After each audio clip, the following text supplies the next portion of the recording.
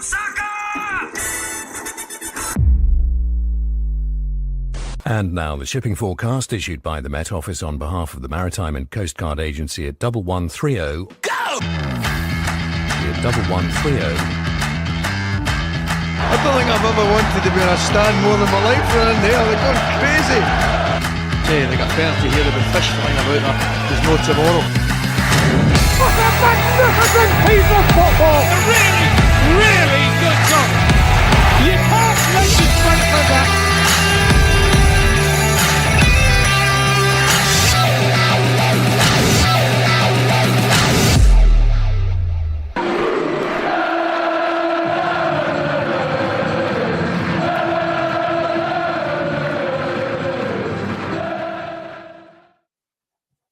Good evening, everybody. Welcome to the DN35 podcast and to the two podcasters that care. Everybody else has shat out, like trying to find a five-a-side football team to join you on New Year's Eve. Not that it's bugging me. We will actually go through a list of attendance and games played this year, I think, and we shall relegate those who don't. Hang on. I've got a visitor. Evening, buddy. You all right? I want to say Merry Christmas to Alex. Christmas and a Happy New Year. Merry Christmas, Finn, mate. What did you get for Christmas? He said, what did you get for Christmas?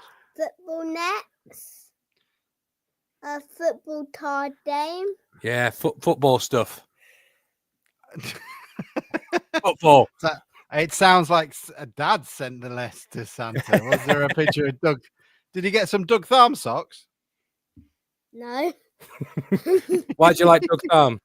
because you like him and you say he's a beautiful man.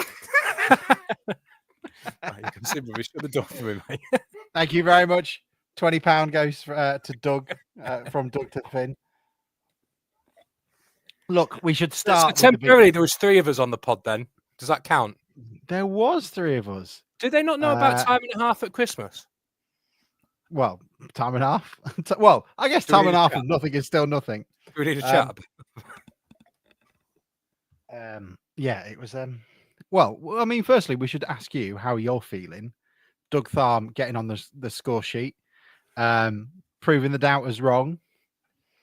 The many. I was very quiet in the WhatsApp group, mate. I just sat back and went, the cream always rises to the top, doesn't it? I was like, this is what he does. For the first time ever. It's illegal. Actually, when the goal went in and it went, I didn't see who it was. And it went, and Matt Dean went, and it's Doug Tharm. I just sat there and went, There was a moment before it on our WhatsApp group where he gave the ball away quite cheaply. Yeah. And I went, Christ, it nearly led to a goal. And that's the only thing before he then scores. It's like there was a message that said, Christ, Doug. And then it was just from you. The thing is, right, I think he's a decent enough League Two defender, no better than that. But now I feel like an investment. So every time he does something wrong, I feel bad. I'm like, it's my fault. So like when he gave that pass away, I'm like, I'm going to get grief for that. Like, I just think he's a decent footballer. It's like when an American has a go about the NHS or someone rips into your sister. Yeah. That's my job. Might be an arsehole, but he's my arsehole. That's what we say. Exactly. Yeah, exactly. And do you know what? I appreciate the support. So I'll be honest, people. We needed to do a pod because I don't think we've won. When was the last time we had back-to-back home wins? Was it? Was it 1984? Was it in non-league? Nah, we got to beat Dover 6-0 and then we beat Barnet, didn't we? Let's have a look.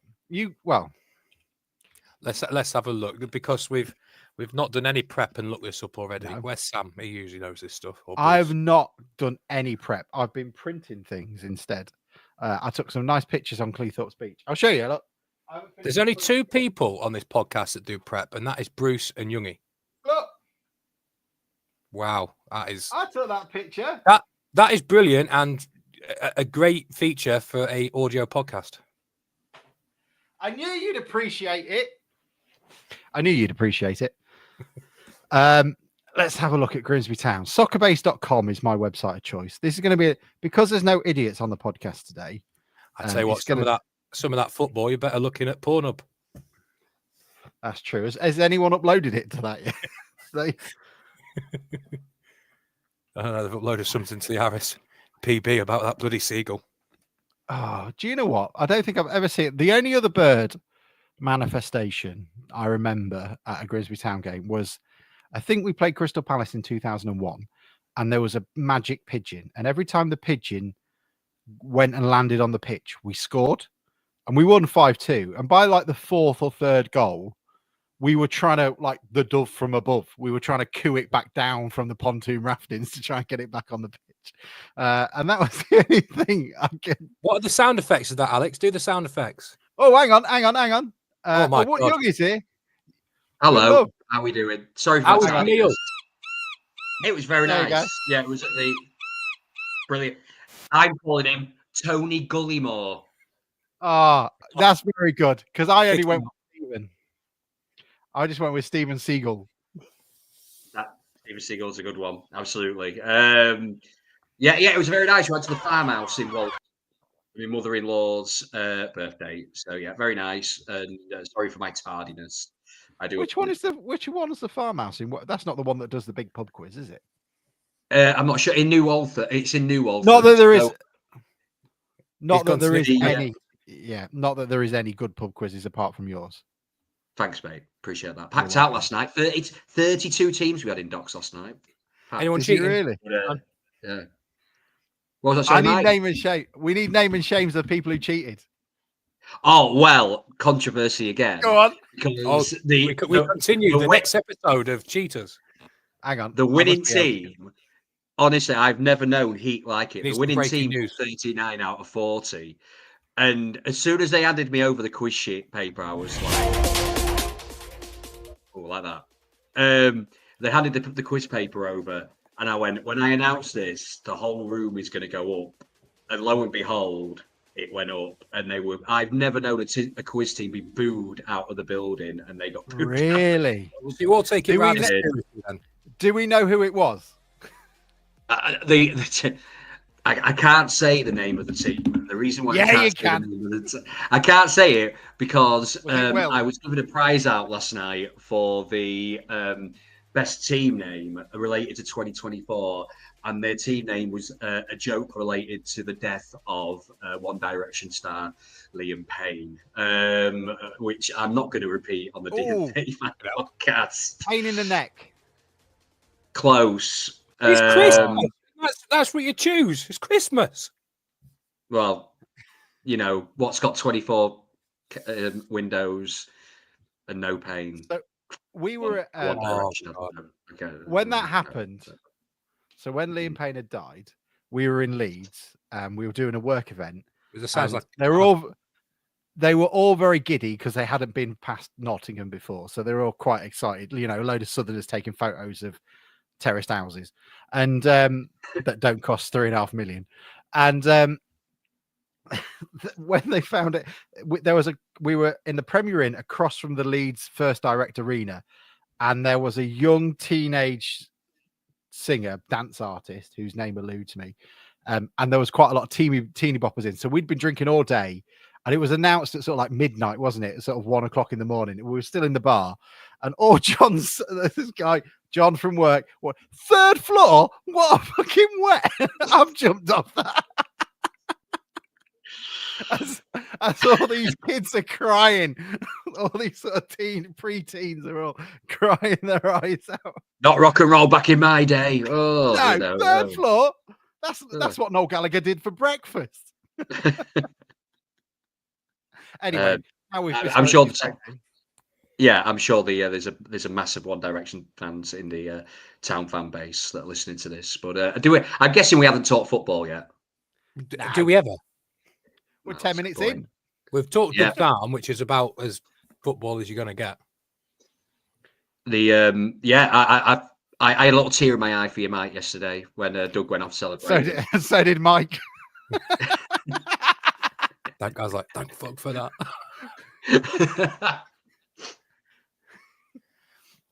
That was a penis joke. Anyway, just in case you didn't get it. Well, you were there, Youngie. What was it like? Bruce has been singing from the rooftops, going back to Liam Payne again, singing from the rooftops about what much of a special day it was yesterday and how much he enjoyed it. It was Did great. you see him? By Yeah. the way, did you see him? The video of him? No, I didn't see Brucey. No, I didn't. But I had breakfast with Jack Spring in the morning, which was very nice. And then, but yeah, went to it was the best atmosphere for a league game I have known for a long, long time. Maybe that Wrexham Tuesday night game, when the crowd started coming back in again. But it was just a brilliant atmosphere. It was the first time I thought to myself, we've taken on they had a pretty full away end and you didn't hear a peep from them all game. And that's obviously a lot of it due to the performance and their performance maybe as well. But it was just brilliant. That moment that in the third or fourth minute, wasn't it, when Evan Curry put that tackle in and then he G'd up the lower. And as soon as he did that, it was like, okay, this is game on. And every tackle got big cheers and the upper was singing and it was just brilliant. It felt like a real throwback. It was great. Paul Groves was there yesterday. And all I can imagine is when Corey made that tackle is that all I can think is his Nordic man meme or Nordic man gif where the man in the woods who just looks up and just nods. That's all I can imagine. He sort of looks up and sees Paul Groves in the upper and Paul Groves just gives him a nod of approval.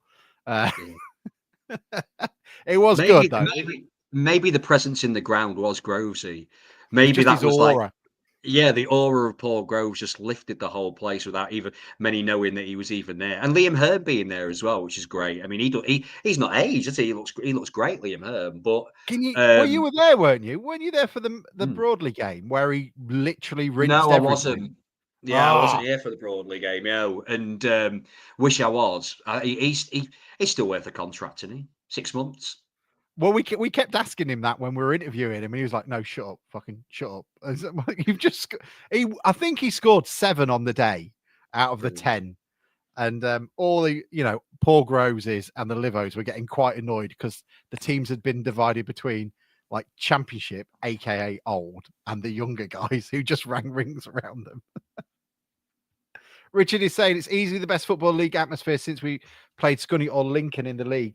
The game I always go back to for league games atmosphere is when we played Lincoln in the playoffs, and even the main stand was rattling, which takes an overly heated Bovril usually to get that sort of atmosphere. But all in all, it's very lovely, and this is terrible for content because I'm quite happy. That'll change, I'm sure, mate. Something will happen. Don't worry You'll about stub your toe and you'll be a moody bastard again. I was upset with the attendance going, well, if it's 7,000 and there's only, 55 restricted seats left, then Blundell Park. And then Sam coming in going, well, there's still 1,000 there. So, well, yeah, but that's how many you can only put in as many as the away fans will bring. You can't make them smaller. That's what it is. So hopefully the club are looking at filling in that corner where the police box is, because I think if we can bring that around to the main stand and have that, that little corner as a stand-in section, I think the atmosphere would be incredible. And, I'll give them 20 quid for it. Yeah, absolutely. Give us let's do a crowdfunder. We'll do it. Absolutely. We gave Scunny 80 quid and it saved them. And they're forever beholden to us on the podcast for saving their club from going to extinction because they couldn't do it. Speaking of Scunny for a second, have you seen let's do that. Their fixture schedule. They're playing tomorrow, so they're playing New Year's Eve instead of New Year's Day as a 3:00 kickoff. So technically, what is a normal working day, they are playing at a 3:00 kickoff. And do you know where they're playing? The worst football ground in the world, Kings Lynn.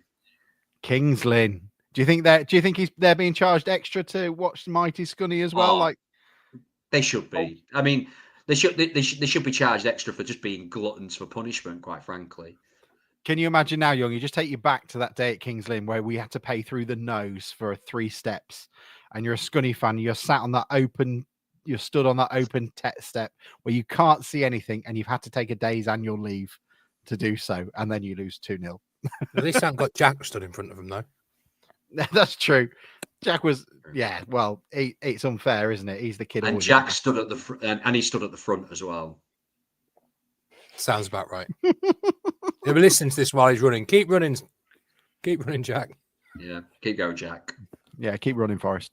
I don't know what to say. It's really good that we've won 3-0. Do we want to? Well, Port Vale. I thought the first half against Port Vale was probably the best I've seen us play all season. I thought we were completely in control. I think one of the things you need to take into account is that Port Vale's form is pretty atrocious. It is the first time we've beaten anyone in that sort of playoff area outside of Wimbledon. So that's a massive thing for us. But they did look pretty out of ideas. We really restricted them to, shots from outside the box. And I thought we did really well. Then in the second half, slightly worried that we allowed them too much time. But still, I don't know if this is their form, but they just fell to pieces a little bit. It was I think the keeper should be doing better for Doug's header, or am I being really mean? Am I taking the gloss off it, Mike? I could have had 4 keepers, wouldn't have saved it, mate. Don't you worry about that, sunshine. Bullet. Yeah. Is that what it was? Good jobs in net there. Still be fucking going. Yeah, I could imagine. There was actual flames coming off the back of it. That's the ferocity he headed it with. Okay, fire alarm went off in the Osmond. Has anyone ever played that iPad game, which is like headball or whatever it is? One of those things is you can turn it into like a rocket, basically. That's what I imagine it is. Or for more relevance, when you play Mario Kart and you're being really shit and they give you the massive bullet. Yeah, that's what that header was. Yeah, that's what it was. They had a smiley face on and everything. I don't know if it was me. Do you think, or from the bits I saw, and it might just be the times I've looked up and noticed it, I thought we played really narrow in the final third, our wingers and Danny Rose. Usually when we've got Luca and Ainley, I did not pay attention, or whoever it is, you think winger, they're actually quite wide and we've looked quite isolated. And I actually noticed Luca sort of like in a number 10 position quite a lot yesterday. And I think that has quite a lot to do with how we played yesterday. I think it took them a while for their back five to figure that out and getting dragged about quite a lot, which created a lot of room in the flanks and a lot of room for Danny Rose in some channels. Second half, one of the problems I think we've got, and it's not a bad problem, it's just a little bit common sense, I think, is we always we're winning and we're under pressure and we still try and nick the ball, or we try and press and try and nick it, and then they're through us and we make the pitch a bit big. So there was a little bit of some hairy times yesterday at 1-0. I think they had a lot of possession without really doing too much, but when we're trying to pinch the ball off their midfielder, we're missing it and they're through onto our back four. That starts to be a little bit scary to watch. But thankfully, I think we got the substitutions right. We matched them up slightly, which seemed to calm all that down, just go man for man all over the place, and it sorted that out. And again, Svan Sorsen's come on. He's played, 50 minutes, if that, and scored 2 goals over the last week. So, good. Port Vale are a really well-backed team. They were brutes, so absolute intimidators. But they reminded me of Harrogate a couple of years ago when we played them, and they just absolutely. Metaphorically and physically spanked us. Absolutely. But one of the things that does really please me is we've won on Boxing Day at home. When's the last time we did that? That became a bit of an issue. And we've beaten. Well, we haven't played at home on Boxing Day in 7 years. All right, okay, but we've won on Boxing Day, which we haven't done for a long time. Boxing Day, and also, I agree. And for a big crowd, we're beating a team well fancied, doing decent position wise in the league, and we've beaten them at home in front of a big crowd, which goes some way to put that to bed. Now, I don't believe there's an inherent problem with the team and big crowds, because when we talk about it, we go back 5 years. Well, the players weren't here, the manager wasn't here, the coaches weren't here, so they're not affected by that. But it does start to build a little bit of a narrative up if you don't get it right, doesn't it? So thankfully, we've won 3 out of 4 at home now, 2 on the bounce, and we can. The only concern people had was that home form, and thankfully, that seems to be something we've turned the corner around now. So we can sort of put that one to bed for a little bit, which is good. Artell made a point of saying during his interviews that was the 4th win in front of a crowd over 6,000 out of the 5 this season, really trying to push home that that was the case. I don't know if that's right, but I'll be honest, I just listened to go, that sounds quite incredible for us, given that we always pay, focus in on it. But yeah, I can't. Who have we beaten at home this season? Bromley, Bradford, Cheltenham. So Bradford, Cheltenham, yeah. So that's 6. Harrogate, So Accrington, and Leicester today. that's 6, yeah. And we've won 12, so that's bang on, yeah. It's because we haven't drawn anything. We're shit or bust. If you look at the table, only Walsall's won more games than us, and we've won more by 2 than anybody, which is, quite ridiculous. When you think how inconsistent we've been and the problems we've had, and then you look at the rest of the league and you think, well, how bad's everybody else then? Because we're still up there with everybody bar Walsall, and we've won more games than you all. So are we actually that inconsistent and that bad in comparison with everybody else? Doesn't look like it. We are absolutely inconsistent. That's exactly what the league. Everybody else. Yeah, no, Yeah. I think that is. I think win-lose suggests a massive inconsistency. Win, and draw 3 instead of lose it is a different. If in my thing, I think we are massively inconsistent. But I like we can't say we're hard to beat because we've lost enough games to suggest we're not that hard to beat. But also at the same time, when we do seem to win, we win in either style or convincingly. It is shit or bust. I mean, if somebody said to us after like the Notts County game or the Doncaster game that literally halfway through the season would be on the same points as them, I think we would all think you were deranged. But they looked so much better than we did. Yet here we are at this 23 game point, and we're all equal. It's a mental league. I mean, if you look at it all the way down, like that first half of the table. I mean, tonight, if Wimbledon win tonight, they could go from 8th to 2nd. It's nuts. It's a mental league, and it's anyone's for the taking, and it's great and it's exciting as a fan, and it's so exciting. What it also does is going into the window. Maybe that's the wrong word I was using about inconsistent, but the point I'm trying to make is compare us to everybody else, and we're obviously around. We're not that bad because we're the second best in the league, but for goal difference.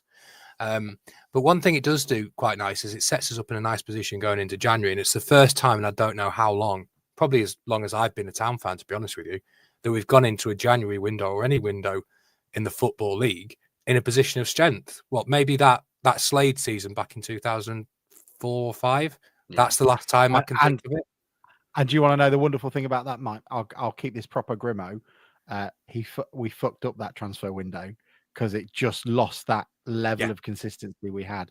It will be I think we've discussed it a couple of times as well. Is what does this change in the mindsets of Jason and Andrew when they're looking at this? From what I hear, we've pretty much used up the budget, and given the quality of players, I don't think anyone would be surprised to hear that we're at the expected budget that we set ourselves for the season. But if they're going, actually, if we can do what we did with Holohan and bring someone in 6 months earlier than we were planning on, and it might give us a shot at the playoffs, a full Blundell Park for a game in the playoffs, is it, and the attendances that have increased off the back of that, is it worth bringing that person in now anyway, irrespective of the opportunity we may well have to get up into League One as a result? And Ben Bristow brings up a great point, because poor Joe Hutchinson takes an absolute ripper for some reason off fans, because he's not the only one that's making the decisions. He's bringing options to the table and saying, look, here's a short list of players that the data and what we've looked at has highlighted that might be well worth bringing in. And all credit to him. And, whether Jamestown analytics are involved as well, whatever it may be, whatever he's doing is currently working. But let's do what Artell does. Let's not be too high and too low. We were all foaming at the mouth a little bit against Swindon when it was a pretty embarrassing performance they put on, given the emotional context of the game. He's foaming at the mouth at me. Yeah, it was. Fault. Yeah, it was your fault. And given how tight this league is, as Youngie says, Wimbledon will go from 8th to 2nd today. We could well be 12th in 2 weeks' time. That doesn't mean this team is any shitter or any better than it is at the moment. It's just, if the deck falls right, we could well be in the chance of a playoff. Touch all the fake wood around my house, even automatic promotion, given how tight it is. or we could be mid-table. Either way, it's improving. I think, or I don't think, but I know Jason and Andrew are demonstrably good businessmen. They've been successful, and they know what they're doing. I think they'll recognise there's time for taking calculated risks, and I think this will be the time that they do. Nothing silly, but I think there'll be maybe a reckoning that we're in the mix, maybe a bit ahead of schedule. Let's take a little bit of a calculated risk, nothing bonkers, but let's have a go. And I think that's what they'll do. And in terms of Joe Hutchinson, it actually shows what happens when you have somebody who is invariably, who's just good at his job and knows what he's doing, is working in a structure that allows him to do that, and with a manager that understands that. And from everything that came out after Paul Hurst left, I think it became more and more obvious that all the wheels weren't turning the same way, were they? So I think you can just see that. And now you talk about the budget being close. You look around, how many years have we heard that and we've got shit? This year you can look around, you can name 5 or 6 players that you think you could probably sell onto League One next year, you know. So I've no problem with the budget being quite tight, because we've got decent players for that. How many decades has it been since we've been able to say, oh, we've got this asset, that asset, and another asset? We've never had any. How let's go down that road then, because people were hoping to listen to us and enjoy a bit of it. Let's have a little bit of worry in it. Who are we worried is going to be not here in 2 weeks' time? McJanet, left-footed, left-sided centre back that is good on the ball. I think there's loads of teams that will want him or want somebody like him, whether it's this month or the summer. Yeah. I said we discussed this a couple of weeks ago, didn't we? I think Denver Hume is the one we need to be worried about, because his contract runs out in the end of the season. Top assist maker in the league currently. I think there might be League One clubs looking at that who may maybe need a better left back. Going, there's somebody there available. I never thought I'd be worried about Denver Hume leaving. I wasn't that worried when he signed in the first place, but he would be a massive miss for us now if he went in January. Shall I tell you also one thing that is not, and this sounds really stupid, but there is a team relatively close by who are trying to avoid going to League One. You know, it isn't the worst idea in the world that they take someone from a team that is performing at a League One level, maybe, or a lower League One level. There's another case with Denver Hume. That's another case of a player that he probably had a bit of a pedigree when he came, so you don't know how much of this is true, but has definitely improved under Artell. And you're starting to be able to list players that have just improved under Artell. And he's another prime example. Denver Hume of last season, steady away, did his job, but you wouldn't have thought, you know, he's going to pull up trees. And this season, you look at him, especially going forward, he's a hell of a player. And if Denver Hume's playing well, is a bit like Davis. If we're playing well with those creative players, we play well. And I think Davis actually played quite well. Yeah. Are any of you worried about losing Pike and Wilson? Oh, I lose sleep over it. Yeah. I'm more worried that nobody will want to take him off their hands. That's what worries me more. Do you think they're just going to send them pictures of videos of Denver Hume and go, no, that really is Ray Cure Pike? Yeah. Yeah. Serge Magogo situation. people always take risks on strikers, don't they? Because they always need them. I mean, how many times have we needed a striker? And I think Donovan Wilson's goals per game or goals per minute thing would get him a move if he's fit. His problem isn't his quality or his returns, it's being fit. You know, last season he was scoring every time he came on, didn't he? With Rakeal Pike, I think we'll probably struggle. The only thing I can think of is he might want to get off the books before the summer window, where everybody's in the same market, and try and get something sorted for next season. The longer you wait, the less likely you're going to sort something out. So we've only got 6 months left. I think. Sorry. I was a little bit distracted because Newcastle just scored a third against Man U after 30 minutes. You're kidding me. It's been ruled out for offside, annoyingly. Sorry, I got distracted. Yeah. Sorry.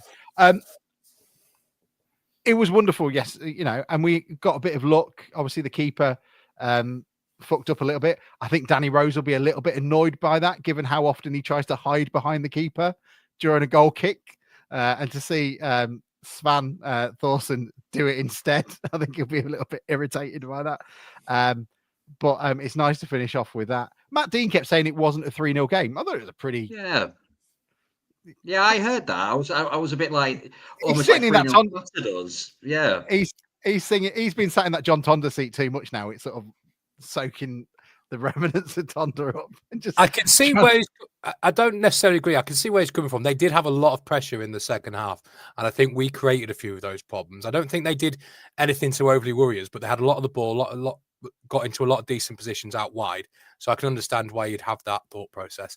I think the reason that happened is we made the pitch far too big, and we're letting them into areas we shouldn't have been. If we'd been a bit more compact after half time, I'd think it'd have been fine. But I don't think it was a close game. I don't think they offered much at all. No, we've all been there. They reminded me of Accrington when we played them, where there was just lots of space at times, and the intensity was, and they're a bit dry. One thing I find in League Two is teams become directionless. They don't really have that drive. The case in point that Youngie made earlier with Corey smashing into them in the first couple of minutes. How many times have we not had a town team like that? And that sort of just, and there was a bit actually when Cass turned his man and just ran. He got the ball away, turned, which is a very Artel thing to do. That the turn on the ball is a very much one thing that I now sort of attribute to an Artel team. And he was away, and he was over the halfway line within a couple of seconds. And we had it was the one which then, I think, was it fall to Rose and near post and just missed. That sort of stuff you don't see in teams that just don't have that little bit of a, of direction. And I could see that in Vale yesterday. And we were good on the ball yesterday. And I think I said to you, Alex, or I said it in the group, that the pitch looks good from the camera, but when it zooms in on it, it doesn't half look like it's. Oh no, I think it looks well shite. It looked really bad at Crewe. It cut up against Accrington Stanley, didn't it? And I think it hasn't really recovered. Yeah. I mean, the big camera angle, it looks decent, but then as soon as it goes into any close, you can just see it's littered with divots and bobbles. And do you think football on Mike, that? Do you think they've downgraded the camera quality? They've gone from 4K down to 720p, so the pitch looks a bit nicer. On the Sky feed, because I was watching the Sky feed for the Harrogate game, and it was like when it closed, when it kind of the camera went a bit closer, it pixelated in the background. And at first, I was like, "My God, the pitch looks really bad." Before I actually realised that actually it was an issue with the technology. Looks like we're playing in Minecraft. Yeah. So you can understand when these little passes go 2 yards the wrong way and stuff. It must be a nightmare to get the ball down and play there. But I thought we did that quite well yesterday. I think Davis was really good yesterday. He's always a player that if he has an off day, your team has an off day. But if he has a good day, your entire team does, because I think he just makes everything tick. And for the first goal, it would be quite easy just to let that run out for a corner. Just let that run out for a corner, get the big boys in, put it in the box. He stopped it. And I actually think that was probably going to go in if McJanet didn't put it in on the line. I think that was curling in. And it's nice for him to have that, because he was poor against Crewe and against Swindon. He was head and shoulders above people in terms of the performance he put in terms of how poor it was. But you've got to take into account he's coming back from injury. He's coming back into it. Hopefully they're all just clicking. Richard brings up a good point as well. Obviously, the only downside yesterday was Cass going off injured. Ben Bristow says this is a dodgy pitch, maybe an edge up for us as we're used to it now. I don't know. Maybe. I don't think it'll help us. Cass has started to impress me a little bit more. Yeah, well, now he's injured. Thanks, mate.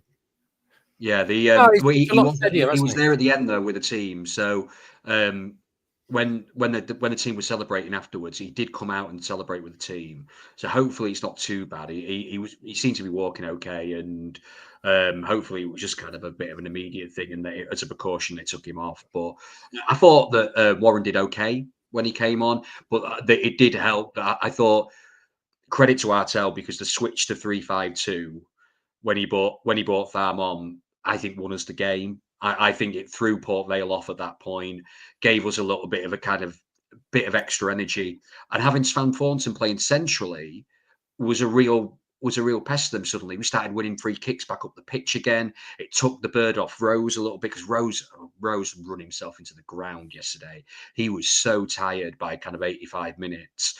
But the credit to kind of Warren. He came on, did a job, but I'm not sure if he has to play on just so lost Wednesday in it. But has to play on Wednesday. Whether or not he's going to be able to manage 90 minutes, I think he might And then struggle. 3 days later, Mhm. or 2 days 3 later, days later. isn't it? Yeah. Well, by then we'll have brought in 3 strikers, so we can just share the burden a little bit, isn't it? Yeah, Bogle's back, and so's Hammond, and so's Clive Mendonca. We'll be fine. Well, I don't know if you Liam want to talk there. about He was it, there. but Yeah, Liam Home. That's why he was there. He was just checking it out. what are you thinking in the window? What do you reckon we need? I think a glass would be good. Centre back, wide player, Double glazing. striker. Double glazing is always what I want in the window. Thank you. Triple glazing is just a bit too expensive. I'm a big stained glass man myself. So, Youngie bringing out the classics. that's right. Some stains. I was No going to say until last week. I was going to say right back. I thought we really needed a right back. Now, as you say, I think Cass is slowly getting better. I'm not sure now that's so much of an urgency. Definitely a wide player though. I think we do need kind of other options in the width. But I give Ainley credit yesterday. I didn't think, but I thought against Harrogate, every time Ainley got the ball, play seems to stop, and we kind of lost our attacking impetus. But yesterday, playing on the left, what he did very, very well was link up with Corey and Hume, and almost like he used his intelligence. And he has got a very good first touch, and he has got a decent passing ability. He maybe hasn't got much pace to take on a man. So yesterday, he was smart about it. Cut inside, get the ball, wait for Hume to overlap, or wait for Corey to come and collect, and did that very, very well. But probably what is lacking from our wide players is a bit of dynamism, isn't it? It's somebody that's going to get on the ball, run at people, get a cross in, have a shot, try and win a free kick. Luca is decent at that, but without Vernon, we haven't got much more than that. So I think a wide player is probably the priority. Is Ainley one of our wide players? Because I noticed he had a better game yesterday, but it seemed to coincide with him playing a little bit more centrally than you'd expect. So I don't know if he is a wide option. Whenever I've seen him out wide, he's not impressed me. He's played in the middle of the park a few times and done decent stuff. So I don't know whether it's fair to put him on the list as a wide option, really. Yeah, it was almost like we were playing with 3 number 10s yesterday. Yeah. Davis, Luca, and Ainley were kind of almost like interchanging with each other at times, and kind of tucking inside and letting the fullbacks basically cover the wings, weren't they? I think that was the. But yeah, I think definitely a wide player. What about you guys? What do you think? I think centre back, although that's not the end of the world. I just think we've only got 3. And if you get an injury to one of them and they're out for 6 months, and you're going for the rest of the season with just 2. Mike, can I throw a name out there? Let's do the proper Grimsby. Andy Smith. Yes. Yes. He didn't go to the centre back pairing with McJanet. Has he even played a game this season for Hull? No, he's been injured. I've looked into this. He's been in. I think he's played in the Checker Trade for them, and I think he's come off the bench a couple of times in the League Cup. But that has been it. He's not played for them at all. Surely there has to be a point. In the squad, has he? Not even in the squad. He's 23, 22, 23 now. It's not going to happen for him at Hull, is it? It's not happening for him. Well, can I ask a controversial question? Do you think he's at our level now? We're a different level now. Do you think he's at that? Yeah, I think. Is he better? Is he better than McJanet? Is what I'm asking. No, he's not better than McJanet, I don't think. But I think he might be better than Rodgers. But McJanet is very good. How dare you, Youngie? And better than Thom? He's better than Thom, and he's better than Rodgers. But Mike's done this point now where he's built Doug up to this level, and now he's got the goal. He's done that bit where Doug has then gone to Mike for some sort of validation in scoring, and Mike's gone, "It's your job." Why do you think I'm impressed with that? That's your job. Yeah. I'll let you do that bit. I don't think I ever said he was a great footballer. I just like the bloke. He seems like he's a bit of a leader and seems like he's a good character to have around the place. And he's so bloody handsome, isn't he? And he's so bloody handsome. Well, somebody pointed out to me the other day, he's from Merseyside, so that's the 2 seasons in a row that my favourite player has been a long-haired bloke from defender from Merseyside. A long-haired lover from Liverpool. There's a song in that, isn't there? We also need a wide player, somebody with a bit of experience and a bit of directness. if Vernon comes back and gets the rest of the season, that's great. He does that, but that's what we've lacked in our sort of armory over the last couple of months. We've got technically really good players that can hold on to it, move it quickly, but nobody that'll just get the ball in the halfway line and they're gone and they're taking on a fullback. That's right. And I don't know whether another forward, if we can get rid of Wilson and Pike, would probably be necessary. I mean, Danny Rose is Danny Rose. You know what you're going to get. It will give you everything. Sometimes it just doesn't work out in games. Happens for everybody. And if a Bickwu's injury is going to be an issue for the rest of the season, then do you need another choice in there? I think they'll get a centre midfielder as well, because there seems to be this rumor about this Faroe Island fella, don't there? So we'll probably get a central midfielder as well. He said about Gardner, which I thought was interesting. I think it was his pre-match for the Harrogate game, that Gardner, I think, or Gardner's agent had gone to Artel to talk about Gardner getting a loan move in the second half of the season. And Artel's basically said, no, I want him around. I want him competing as part of the squad. I'm not going to loan him out, which is a real kind of like a real show of faith for a young striker, isn't it? That's a real kind of big, ballsy move to say he is part of this squad and he's going to be competing. Is that why he went straight into the starting lineup against Harrogate then? Possibly, and maybe he's thinking about rotating. Maybe, you get it on Footy Manager, don't you? When they knock on your door, the demands like we just put him straight in the squad, and then hopefully he's all right. May I suggest a person, just for the Machiavellian interest of it? Let's do what our neighbours up the road used to do with anyone with any sort of ability. Let's just take him and stick him on the bench. You've got Callum Roberts, who scored 11 goals, their leading goal scorer at Scunny this year. I think he'd look really good in our reserves. Who scored the goals for Nunny Tavern? We'll probably get them as well then. Yeah, well, I mean, Nunny Tavern may be a bit higher for us to be able to do that. So that's a lot of money for a player from Nunny Tavern. Scunny's a little bit cheaper. So I would risk a couple of quid. How much can a Scunny player be paid a week? Like 50. Don't they pay them? Don't they pay them subs to play? Nah, no. Let's not be rude, Mike. They are a proper legitimate football team. They just have to do what we do when we're trying to sort out the pod and do a quick WhatsApp and that's who's available. Who's available?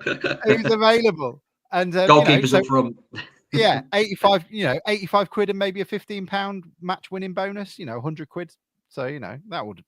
I think we could all put a crowdfunder together and get Callum over it. It's also nice that it's the first, again, as Noah said, it's the first window we go into as a position of strength. It's also nice to go into a window where we go in where we don't really need that much, one or two. You remember this time last year when it was like, right, get rid of everybody. And that's been a concurrent theme. How many times we had that conversation, even in the National League, when we're struggling, it's like we're just not good enough to get over the line and we'll need surgery in each window. And now I'm looking around thinking, just a couple of additions, wise additions, maybe push the boat out for somebody that's a little bit. What loan players have we got? How many loan players have we got on the books? 4, I think. We've got Bickwoo, Luca, Davis. That might be it. That might be it. Oh, Barrington. Barrington, yeah. Barrington 4, yeah. So we've got scope for one more, and maybe one of them maybe gets sent back. Perhaps Barrington. I don't know, but I think he's a decent enough. It's decent enough, but I think the other thing might be the Ibiqua injury situation, isn't it? If it emerges now that he's going to be out for another 2 or 3 months, do we have to cut our losses? Do we have to maybe look at it and go, we've got to try and find somebody else? Well, it's an odd one because it sounds like it's not really an injury. It's just he's grown too quick for his pelvis, is what it seems to be. We've all been there. We've all had these, haven't we? But that's not an injury. Apart from maybe Ben Chapman. Well, Johnny Rowan used to have his one leg was shorter than the other, youngie. That was always the rumor with Johnny Rowan. Johnny Rowan, he did have a weird run, didn't he? He kind of a limping running run. In a circle. Yeah. like a chicken. Like one of those seagulls you see with one leg. Yeah. Well, he's probably got one leg now, old Tony Gullymore. Well, we just took him out. Poor Tony. I think as a show of faith, I will we've made a bit of money off the adverts. I will put 20 quid to the RSPB as a thank you. Cheers. He's my nomination for Player of the Season already. 100% passing record. Brilliant. Get it? Yeah, He's my nomination. Do you know no one else has got a leap like that in League Two. No. Sorry, Mike. I was just going to do a seamless link. Do you know what I was also impressed with yesterday? Go on. What was that? The Port Vale fans took it so well, didn't they? Oh, hang on. Oh, No, yeah. don't say that. I haven't put it up. I haven't uploaded it. Oh, is it head Hang loss? We got head loss of the week here. Oh no, sorry, Mike. I'm so behind. Hang on. It took me so long to do that last night. Well, hang on. Well, why don't you do it live? We'll do it live. No. I was too busy downloading porn. Yeah, I was downloading porn for the podcast. We've been cancelled. It's not the watch. That's why Bruce has started hanging around afterwards now, isn't it? I keep trying to download porn, and all it gives me is just the goals from yesterday. Check your WhatsApp, by the way. Bruce is sending us pictures from the Curry House. He's doing what? Talk of porn. He's sending us pictures from the Curry House. Thing is, Mike, is I can't. Hang on, maybe this will work. Hang on, let me see if this will head share screen. Include audio, window. Seamless, isn't it? Seamless. Share. Can you see that? Yes.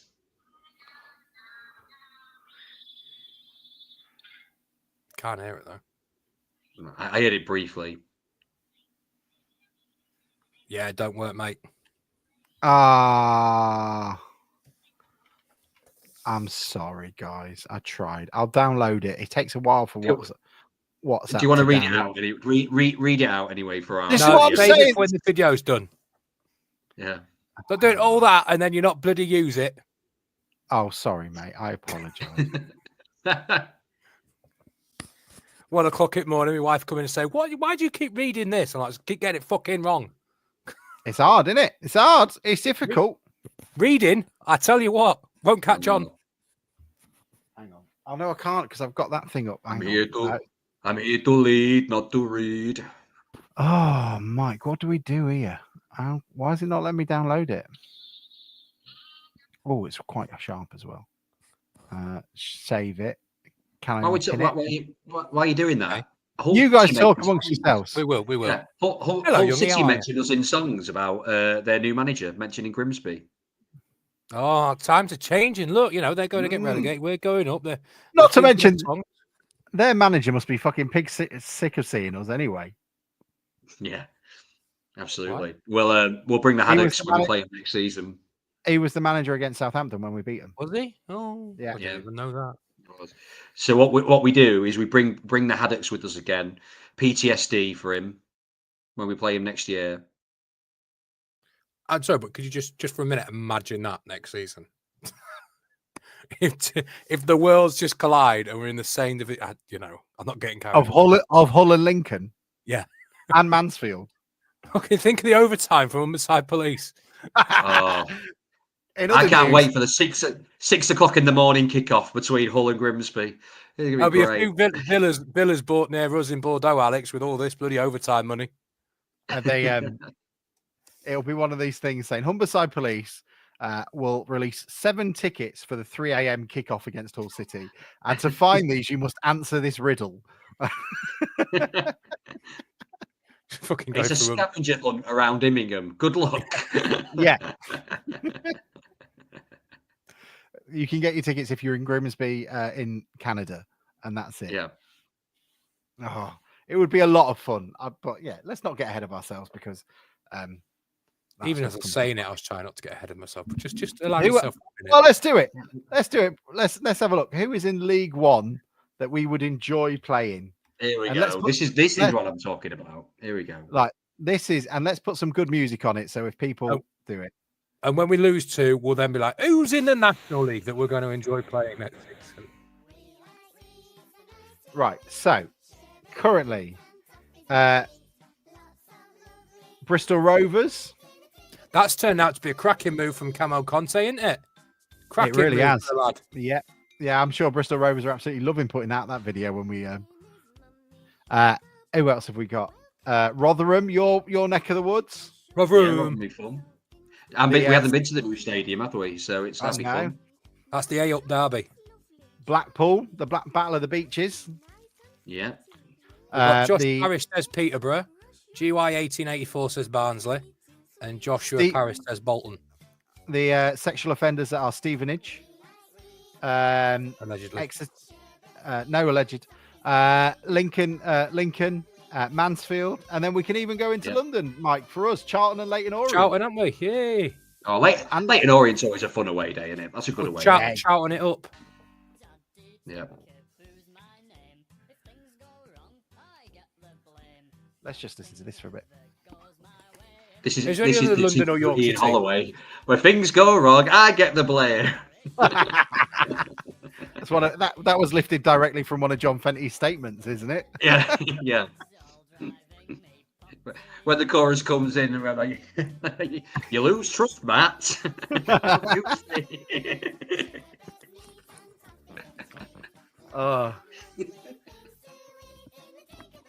So we're going out in style for 2024.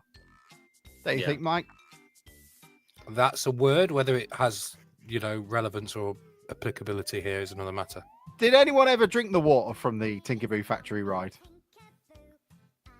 I can't say no. That was a priority. I was sick. Bruce definitely did. I'm sorry, Bruce definitely did. Bruce had a straw. I was going to say Sam, and then I thought to myself for a minute, "Go, Sam's not even here. Just leave Sam alone." Oh, but Bruce is easy. Bruce don't mind it. No. Has he just Bruce put pictures in? It goes over his head. Saw that water he's drunk. He's put photos in.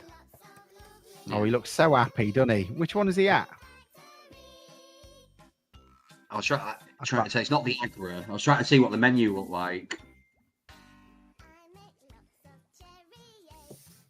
Do you reckon that Bruce is a Korma man? Pasanda. Yeah. He's going for a posh one. What's wrong with being a Korma man? Is that a bad thing? No. Do you reckon he has chips with his curry? Yes. Absolutely. Probably have bloody gravy with his curry. Ben Bristow just wants spoons. I went to. Did I tell you I went to Harriet? I went to Harriet's Cafe across from Spoons. Oh God! It does look like you're going back in time when you go in there. I love the curtain.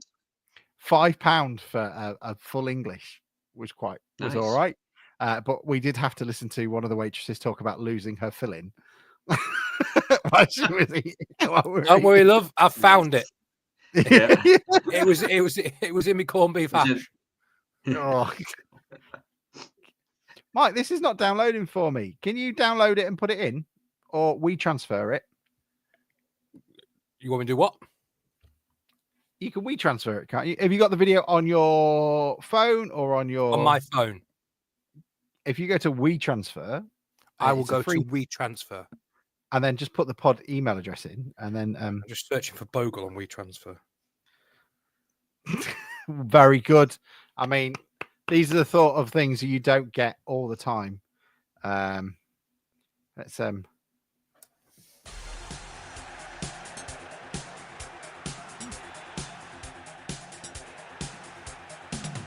Did anyone else play this game?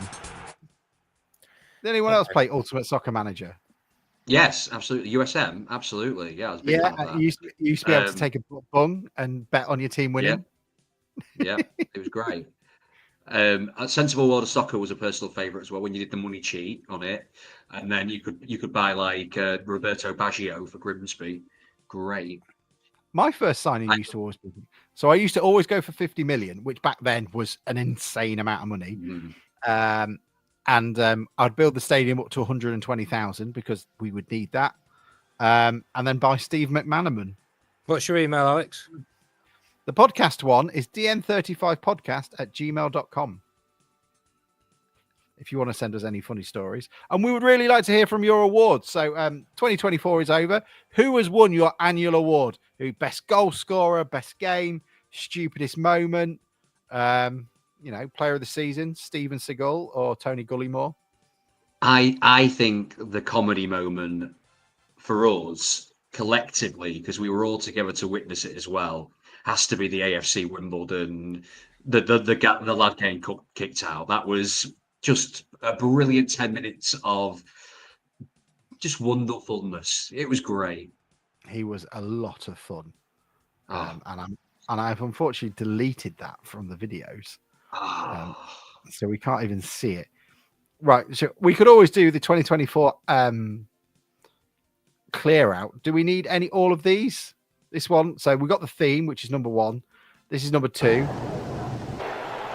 England lose 4-0. I don't know why we've got that. Save it for 2026. Hey, 3 cheers for the Mexicans. 3 cheers for Ramirez.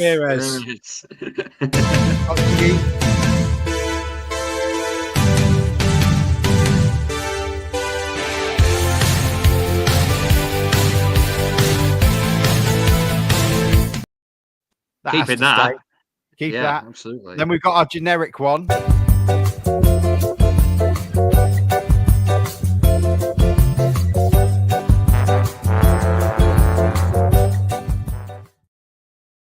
We'll keep that one. Mm-hmm. Then we've got Mike's injury news one. We probably need to keep this one, knowing look, this will come back at some point in 2025.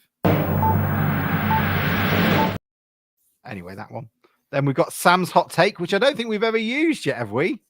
That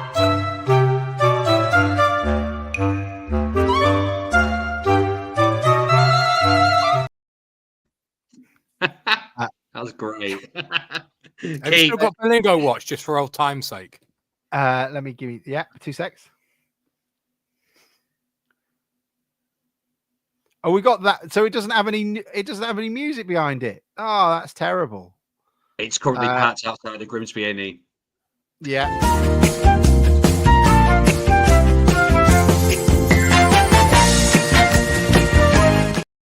That's all. Alex, check your inbox. Bang, bang, bang, bang. Pow, pow, pow. Pow, pow, pow. This is not really going to be worth it by the end of this, is it? No, but we've gone this far. Half time it is AFC Wimbledon 0, Gillingham 0.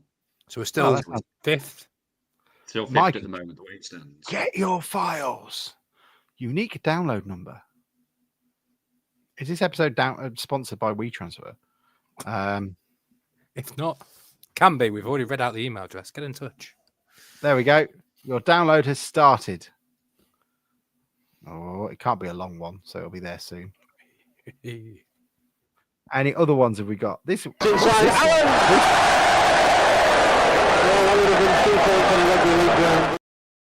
Every time we say you've got to warn us when you do that, because that's going to blow people's ears off.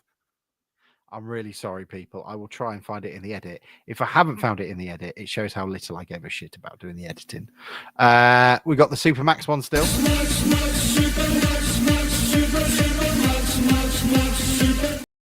How's he doing? Is he still at Burton?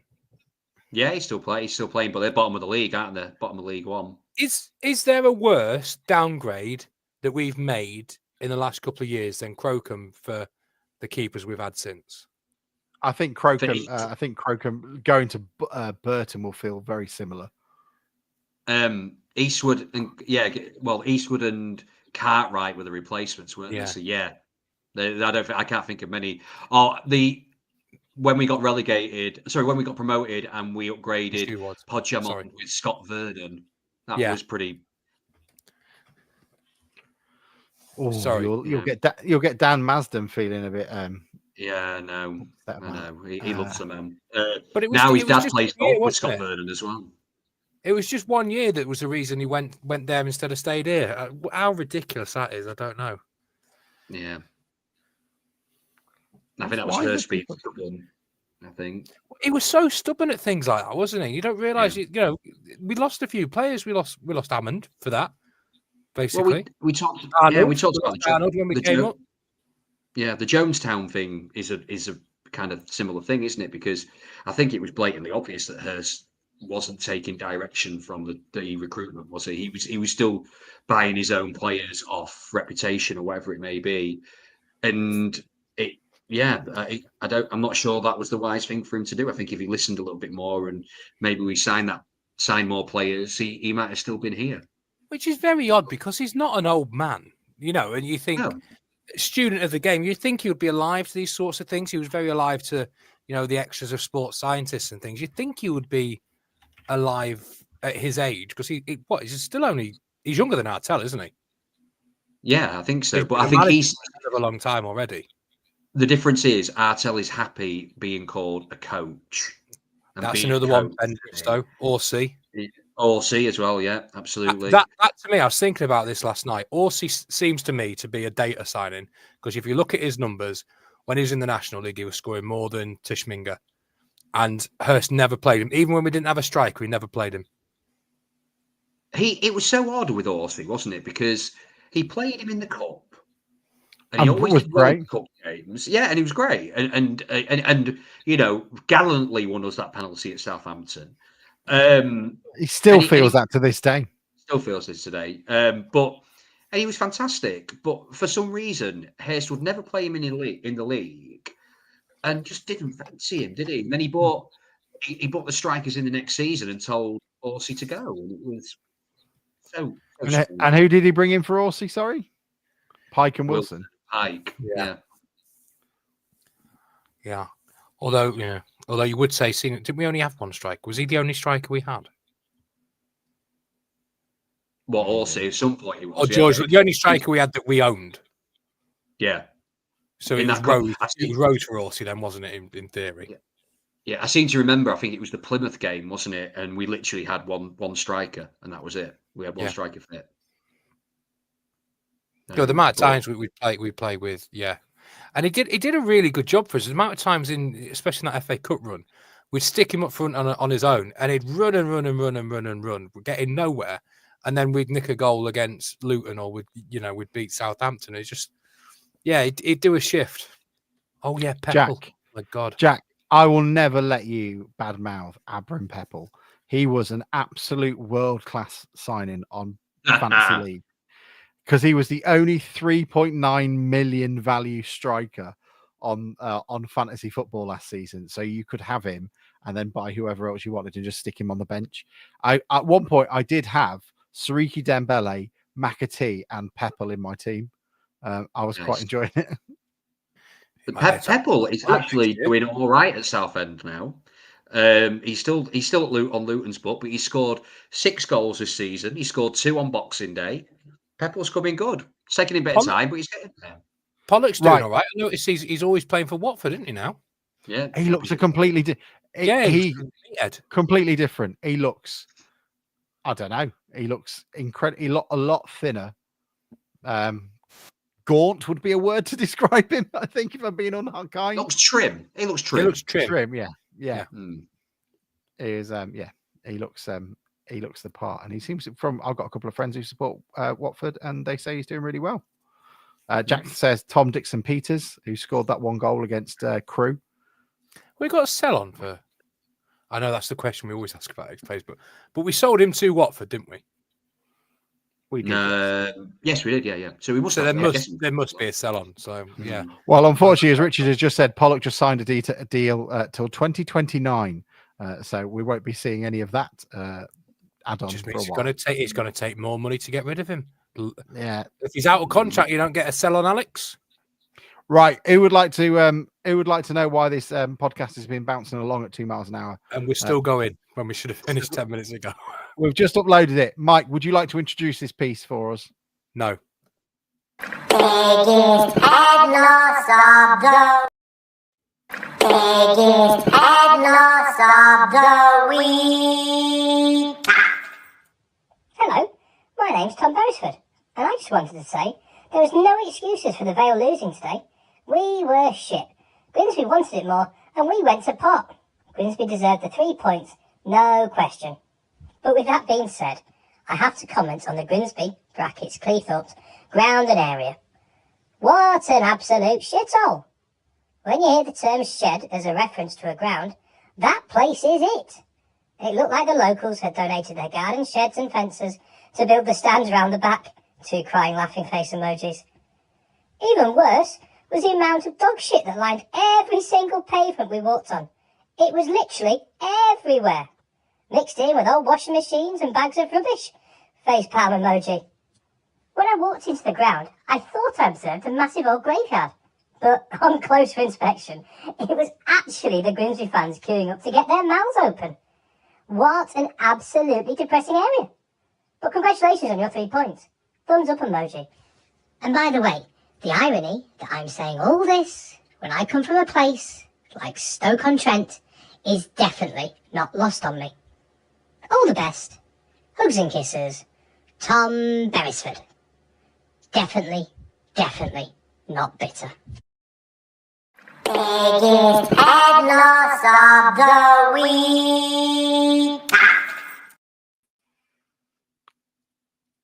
Congratulations to Tom there for winning biggest head loss of the week. Well done, Tom.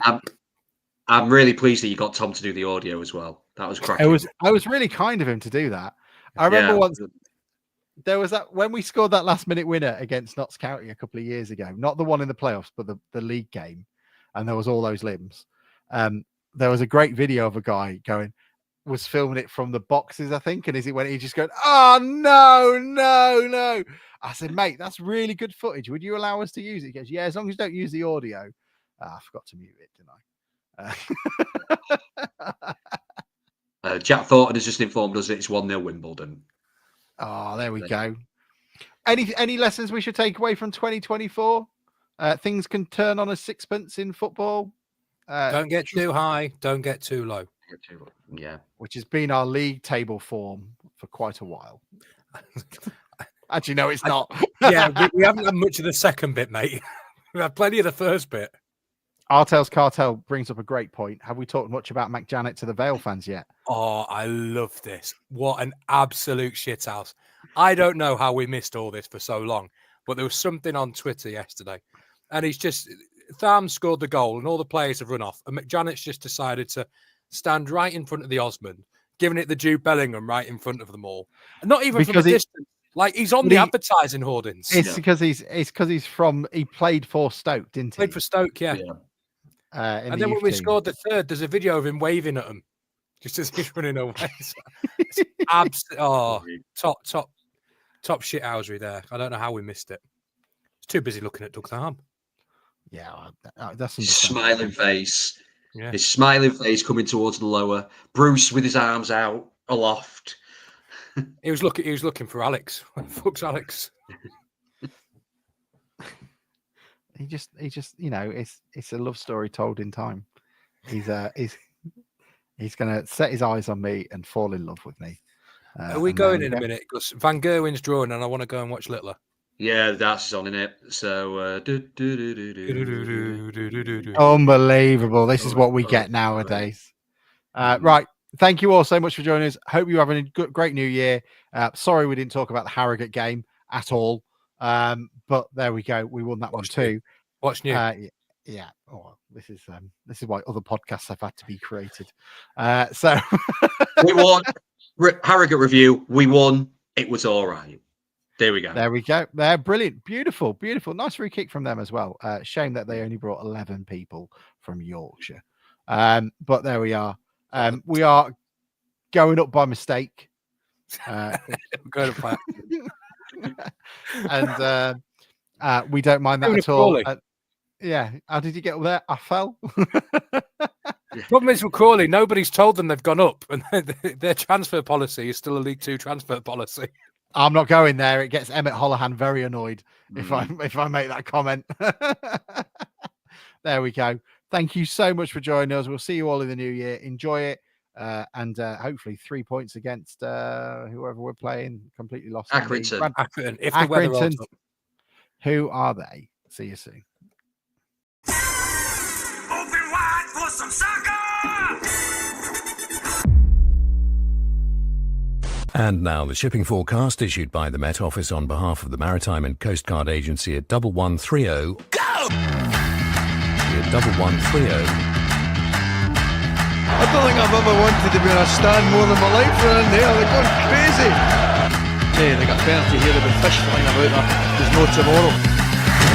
What a magnificent piece of football! A really